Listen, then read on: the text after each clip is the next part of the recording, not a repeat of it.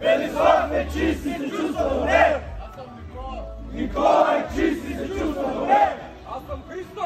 Христо е чист и се чувства добре! Аз съм на 33 години. От 17 години употребявам стимуланти. Аз съм от заможно семейство. По това време имал съм всичко. Виждал съм как хората взимат наркотици и винаги съм си казвал: аз няма да бъда такъв, аз няма да стана такъв. Докато един ден с един мой приятел намерихме на брат му тревата и започнахме да пушиме. Стигнах до амфетамин, пико, метамфетамин, кокаин. Всичко без хероин. Минах и през затвора. Там, така да го кажем, изучих и занаята отвътре. Тогава вече чувствах после на свобода недосегаем. Това отне и най-важното ми нещо. Баща ми, той не можа да живее с мисълта, че аз съм наркоман, нали? Близки, роднини, всички се отдръпнаха. Моето поведение беше налудничево, плашещо околните. Това ме превърна в безскрупулен човек. Крадях независимо от кой, без никакви предразсъдъци, без въобще да ме интересува колко хора наранявам, колко хора и така.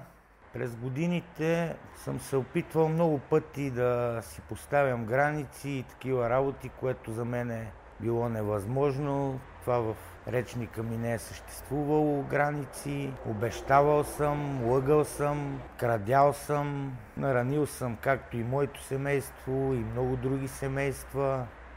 Имал съм много мечти. Искал съм на първо място да бъда добър човек, не само за себе си, а и за околните. Наркотиците ми отнеха всичко. Един ден ми се подаде ръка от центърът Свети Илия, един много мой добър приятел, който е преминал през процеса. Дадох му доверието си и съм тук и сега, така да го кажем. В момента се чувствам много добре чист, изпитвам емоции, които през годините са били притъпени от наркотиците. Терапевтичният център ми носи само положителни неща, чувствам се много добре, искам да стигна до края, искам да излеза чист човек, искам да умра, така да го кажа, с чистотата си. Сега се чувствам свободен, изпитвам емоции, които никога досега не съм изпитвал и с наркотика. Примерно видях майка ми тук на срещата, на родителската среща. Видях майка ми, война ми, сестра ми. Все едно, така да го кажа, все едно се бяха подмладили с 20 години майка ми в моето житие и битие. Не съм я виждал толкова щастлива никога досега.